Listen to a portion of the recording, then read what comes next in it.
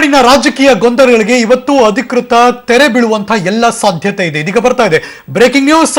ಕೊನೆಗೂ ಕೂಡ ಸರ್ಕಾರ ರಚನೆಗೆ ಆಹ್ವಾನ ನೀಡೋದಕ್ಕೆ ರಾಜ್ಯಪಾಲರು ಚಿಂತನೆ ನಡೆಸುತ್ತಿದ್ದಾರಂತೆ. Let's take a breaking news.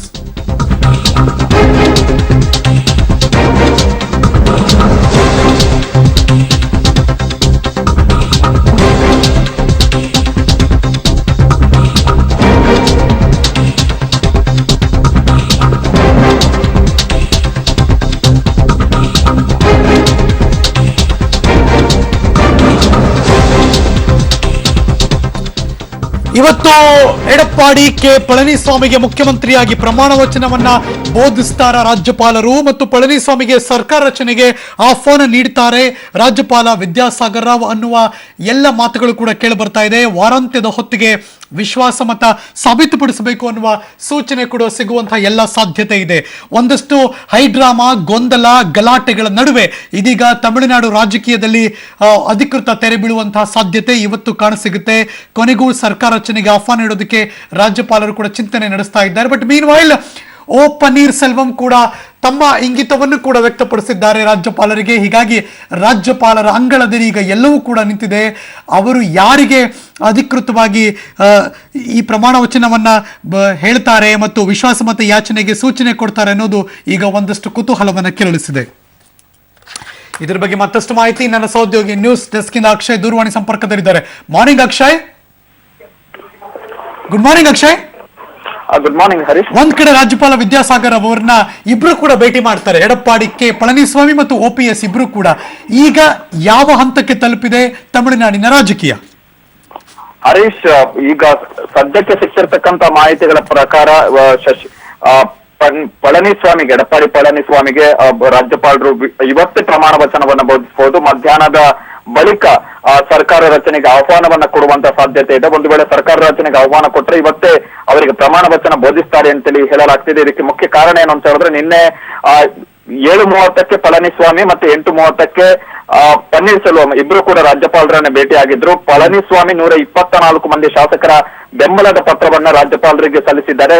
118 ಸರಳ ಬಹುಮತಕ್ಕೆ ಬೇಕಾಗಿರುವಂತಹ ಶಾಸಕರ ಸಂಖ್ಯೆ 118. ಹೀಗಾಗಿ ತಮ್ಮ ಪಾಳ್ಯದಲ್ಲಿ ಶಾಸಕರು ಹೆಚ್ಚಿನ ಸಂಖ್ಯೆಯಲ್ಲಿದ್ದಾರೆ. ತಾವೇ ಅತಿ ದೊಡ್ಡ ಬಣ ಅಂತೇಳಿ ಗುರುತಿಸಿಕೊಂಡಿರುವ ಕಾರಣ ಅನಿವಾರ್ಯವಾಗಿ ರಾಜ್ಯಪಾಲರು ಪಳನಿಸ್ವಾಮಿ ಅವರಿಗೆ ಏನು ಸರ್ಕಾರ ರಚನೆಗೆ ಆಹ್ವಾನ ಕೊಟ್ಟು ಅವರಿಗೆ ಮುಖ್ಯಮಂತ್ರಿ ಹುದ್ದೆಯ ಪ್ರಮಾಣ ವಚನವನ್ನು ಬೋಧಿಸುವಂತ ಸಾಧ್ಯತೆ ಇದೆ. ಇನ್ನೊಂದು ಮುಖ್ಯ ಅಂಶ ಏನು ಅಂತ ಹೇಳಿದ್ರೆ, ಏಕಕಾಲಕ್ಕೆ ವಿಶೇಷ ವಿಧಾನಸಭೆಯ ಅಧಿವೇಶನದಲ್ಲಿ ಪನ್ನೀರ್ ಸೆಲ್ವಂ ಮತ್ತೆ ಪಳರ ಏಕಕಾಲಕ್ಕೆ ವಿಶ್ವಾಸಮತ ಸಾಬೀತಿಗೆ ಅವಕಾಶ ಮಾಡಿಕೊಡುವ ಸಾಧ್ಯತೆ ಇದೆ ಅಂತೇಳಿ ಹೇಳಲಾಗ್ತಿತ್ತು. ಆದ್ರೆ ನಿನ್ನೆ 124 ಶಾಸಕರ ಬೆಂಬಲ ತಮ್ಮ ಬಳಿ ಇದೆ ಅಂತೇಳಿ ಪಳನಿಸ್ವಾಮಿ ಹೊಸದಾಗಿ ಪಟ್ಟಿಯನ್ನ ಸಲ್ಲಿಸಿರುವ ಕಾರಣ ರಾಜ್ಯಪಾಲರು ಇವತ್ತೇ ಸರ್ಕಾರ ರಚನೆಗೆ ಆಹ್ವಾನವನ್ನ ಕೊಟ್ಟು ಅವರಿಗೆ ಇವತ್ತೇ ಪ್ರಮಾಣ ವಚನವನ್ನು ಬೋಧಿಸಿ ನಂತರ ವಿಶ್ವಾಸಮತ ಯಾಚನೆಗೆ ಅವಕಾಶ ಮಾಡಿಕೊಡುವಂತ ಸಾಧ್ಯತೆ ಇದೆ. ಅಂತ ಹೇಳಿದ್ರೆ ಪನ್ನೀರ್ ಸೆಲ್ವಂ ಮುಂದೆ ಇರ್ತಕ್ಕಂತ ಆಯ್ಕೆಗಳೇನಿದೆ, ರಾಜಕೀಯ ಆಯ್ಕೆಗಳು, ಅದು ಸದ್ಯದ ಮಟ್ಟಿಗೆ ಏನು ಸಂಪೂರ್ಣವಾಗಿ ಬ್ಲಾಕ್ ಆಗುವಂತದ್ದು. ಜೊತೆಗೆ ಒಂದು ವೇಳೆ ANNA-DMK ವಿಪ್ ಅನ್ನ ಜಾರಿ ಏನು ವಿಶ್ವಾಸಮತ ಸಾಬೀತಿನ ವೇಳೆ ANNA-DMK ವಿಪ್ ಜಾರಿ ಮಾಡುತ್ತೆ ತನ್ನ ಶಾಸಕರಿಗೆ. ಅಂತಹ ಸಂದರ್ಭದಲ್ಲಿ ಪನ್ನೀರ್ ಸೆಲ್ವಂ ಕೂಡ ಸರ್ಕಾರದ ಪರವಾಗಿ ಮತವನ್ನ ಹಾಕಬೇಕಾಗತ್ತೆ. ಯಾಕಂತ ಹೇಳಿದ್ರೆ ಒಂದು ವೇಳೆ ಆ ವಿಪ್ ಅನ್ನ ಉಲ್ಲಂಘಿಸಿದ್ದೆ ಆದಲ್ಲಿ ಅಂತಹ ಸಂದರ್ಭದಲ್ಲಿ ಪನ್ನೀರ್ ಸೆಲ್ವಂ ತಮ್ಮ ಶಾಸಕ ಸ್ಥಾನವನ್ನ ಕಳೆದುಕೊಳ್ಳುವಂತ ಸಾಧ್ಯತೆ ಇದೆ. ಅವರ ಬಣದಲ್ಲಿರ್ತಕ್ಕಂಥ ಶಾಸಕರು ಕೂಡ ತಮ್ಮ ಶಾಸಕ ಸ್ಥಾನವನ್ನ ಕಳೆದುಕೊಳ್ಳುವಂತ ಅಪಾಯ ಇದೆ. ಹೀಗಾಗಿ ಪಳನಿಸ್ವಾಮಿ ಕಡೆಗೇನೆ ಹೆಚ್ಚಿನ ಫೇವರ್ ಇರುವ ಕಾರಣ ರಾಜ್ಯಪಾಲರು ಪಳನಿಸ್ವಾಮಿಗೆನೆ CM ಹುದ್ದೆಯ ಪ್ರಮಾಣ ವಚನವನ್ನ ಬೋಧಿಸುವಂತ ಸಾಧ್ಯತೆ ಇದೆ. Harish, thank you so much Akshay, ಈ ಕ್ಷಣದ ಎಲ್ಲ ಮಾಹಿತಿಗಾಗಿ. ಅಂತೂ ಇಂತೂ ಅಕ್ರಮ ಆಸ್ತಿ ಗಳಿಕೆ ಪ್ರಕರಣದಲ್ಲಿ ಜಯಲಲಿತಾ ಪರಮಾಪ್ತೆ ಶಶಿಕಲಾ ನಟರಾಜನ್ ಇನ್ನು ಮುಂದಿನ 4 ವರ್ಷಗಳ ಕಾಲ ಸರಿಸುಮಾರು ಕಾಲ ಬೆಂಗಳೂರಿನ ಪರಪ್ಪನ ಅಗ್ರಹಾರದಲ್ಲಿ ಕಾಲ ಕಳೆಯಬೇಕು. ಇವರ ಜೊತೆಗೆ ಆಕೆಯ ಸಂಬಂಧಿಕರಾದ ಸುಧಾಕರನ್ ಹಾಗೂ ಇಳವರಸಿ ಕೂಡ ಇವತ್ತು ಜೈಲು ಪಾಲಾದರು. ಮಧ್ಯಾಹ್ನ 1:30ಕ್ಕೆ ವಿಶೇಷ ಕಾರಿನಲ್ಲಿ ಹೊರಟಿದ್ದ ಶಶಿಕಲಾ ಸಂಜೆ 5:15 ಪರಪ್ಪನ ಅಗ್ರಹಾರದ ಆವರಣವನ್ನ ತಲುಪಿದ್ರು. ಜಯಲಲಿತಾ ಬಳಸುತ್ತಿದ್ದ ಟೊಯೋಟಾ ಪ್ರಾಡೋ ಕಾರಿನಲ್ಲೇ ಶಶಿಕಲಾ ಕೂಡ ಜೈಲಿಗೆ ಬಂದ್ರು. ಶಶಿಕಲಾ ಮುಂದೆ ಕೂತಿದ್ರೆ ಇಳವರಸಿ ಹಿಂದಿನ ಸೀಟಿನ ಸೀಟಿನಲ್ಲಿ ಕುಳಿತಿದ್ರು. ತಮಿಳುನಾಡು ಪೊಲೀಸರು ಮೂವರನ್ನು ಬಿಗಿ ಭದ್ರತೆಯಲ್ಲಿ ಕರೆತಂದು ಪರಪ್ಪನ ಅಗ್ರಹಾರದ ಅಧಿಕಾರಿಗಳ ವಶಕ್ಕೆ ಒಪ್ಪಿಸಿ ವಾಪಸ್ ಆದರು. ಭಾರತೀಯ ಬಾಹ್ಯಾಕಾಶ ಸಂಸ್ಥೆ ಇಸ್ರೋ ಮತ್ತೊಂದು ಚರಿತ್ರೆ ಬರೆಯೋದಕ್ಕೆ ಕ್ಷಣಗಣನೆ ಶುರುವಾಗಿದೆ.